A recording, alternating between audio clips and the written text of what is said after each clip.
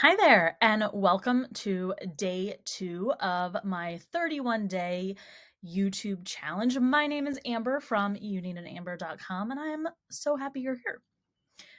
Take a second right now to hit that red subscribe button and then click the bell so that you are notified every time I make a new video, which in the month of May is every day. Every day. I'm going to make a video every day in the month of May, and I need you to come along so that I'm not here talking to myself. In today's episode, I would like to get to know each other a little bit better. So I would like today to be the selfie episode. I don't know if that's a thing in YouTube, but it doesn't matter. It's my channel, and I'm going to do what I want. So I'm going to do a quick selfie episode so that you can get to know me a little bit. And then in the comments, I would like you to introduce yourself so that I know you're here. So it was a cold December day in 1983 when I was born. But no, really. So I grew up in the Kansas City area, which is where I currently live. And after high school, when I was 20 years old, I joined the Navy. And I was in the military for 6 years. I was stationed in Gaeta, Italy for 3 years. And then I was transferred. I actually changed jobs. My job when I was in Italy was in navigation.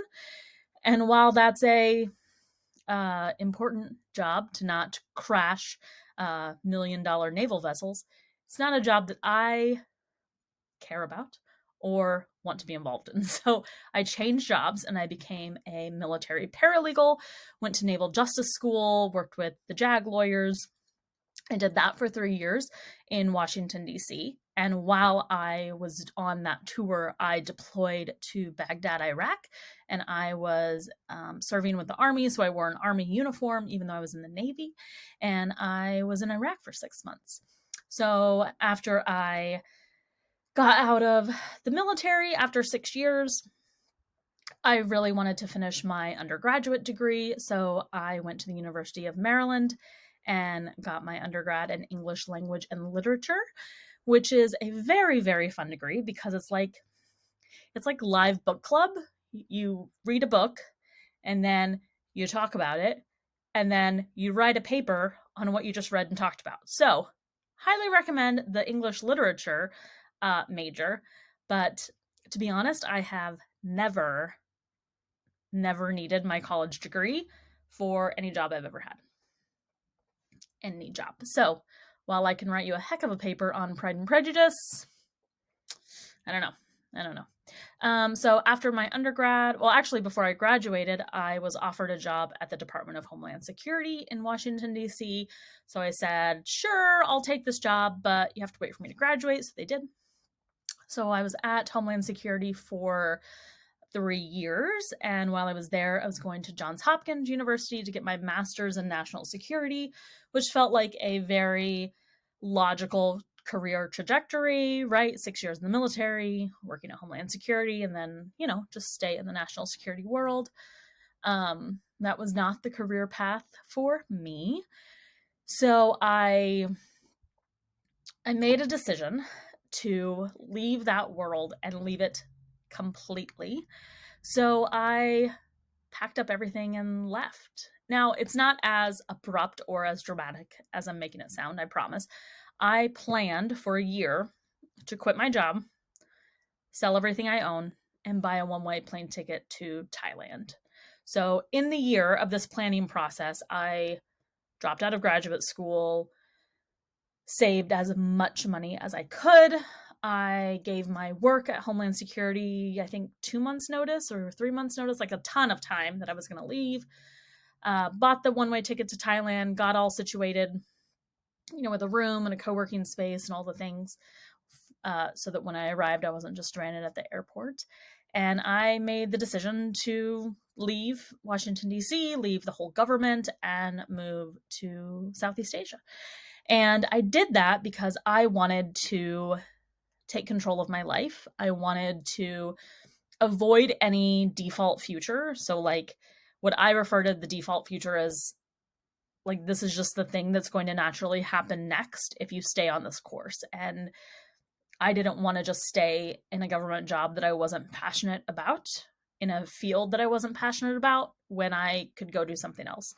I didn't totally know what that something else would be, but I made the leap anyways. So I quit my job, sold everything, bought a one-way ticket to Thailand, and I spent the next 2 years traveling the world by myself as a digital nomad. I went to 17 countries the first year I was traveling. I don't know if you can see the map behind me, but I have all of these. There's little pins in my map of all of the places that I've been. So it's super fun. But yeah, so I went to 17 countries my first year, and that was a lot. That was a lot of traveling, a lot of movement, and I was running out of money quickly. So I had a business. I'm actually a certified life coach, so I was doing coaching while I was traveling. Then I started a copywriting business. I guess my English degree helped with that, right? I started a copywriting business, which was going very well. I moved to London and helped my friend launch her digital fashion company, and that was amazing, especially since I got to live in London. So, like I did a lot of things in those couple of years, and then it kind of all came to an end. Not in a bad way, but I just lost my why is kind of how I describe it. Like I had this big goal to travel the world and to be a digital nomad, and then I did it. And I did it for 2 years, and then it was like, well, what's next? So I called my grandparents crying, as every 34-year-old does, and said, "Can I please come move in with you?" And they very graciously said yes. And I moved back to the States, moved in with my grandparents, and immediately got a job at a co-working space in the Kansas City area. So I actually opened the co-working space. It was not open yet. So I got to create all of the systems and process and programming and open this co-working space that I'm still super proud of to this day. And it was pretty amazing because I really got to put my touch on it. And, I traveled for so long and went to so many co-working spaces that I got to just see what I liked and what I didn't. And then I got to put all of that in my own co-working space. That was really great. Something else that I learned from a co-working space is I learned that business owners are really, really good at the thing that they're good at, right? Web designers are really good at building web pages. Podcast producers are really good at making podcasts sound great, right? Like all business owners are good at the thing that they're really good at.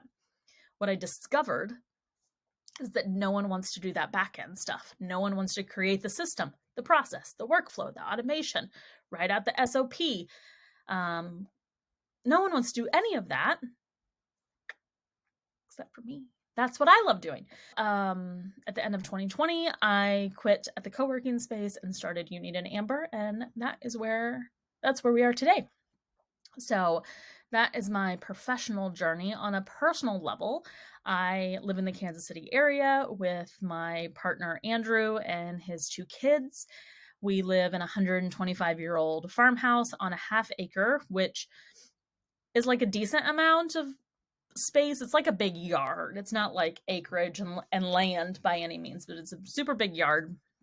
And one of the things that we really care about is growing our own food. So we have created a huge, huge garden out in the backyard, and we grow almost all of our fruits and vegetables that we eat throughout the winter. And then I preserve it all, and that's how we feed ourselves. So that's actually super fun. I'm not sure if you can see all of these plants over here. Can I turn my camera? Is this weird? I'm going to do it anyways. We have all of these plants and plant waters, apparently. Real life here. You Need an Amber. So yeah, we start all of our plants indoors from seed. He is actually much better at keeping the seeds alive. So he's kind of in charge of all of this. And then when everything goes outside, that's when I come in and I make sure everything stays alive outside. So that is a little bit about me. I still love to travel. We travel a couple times a year, 3-4 times a year. We're actually going to Puerto Rico in a couple of weeks. So yeah, that's me in a nutshell. Grew up in Kansas City. I've traveled. Union and Amber is my third business. So I had my coaching business, my copywriting business.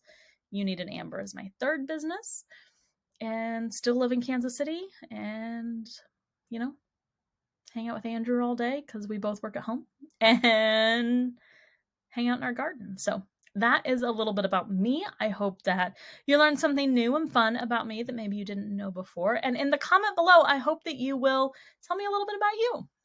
Introduce yourself and tell me something fun about you that I may not know just from watching you on the outside. So thank you for stopping by the channel and for being a part of my 31 days of YouTube challenge. And I'll see you tomorrow. Bye.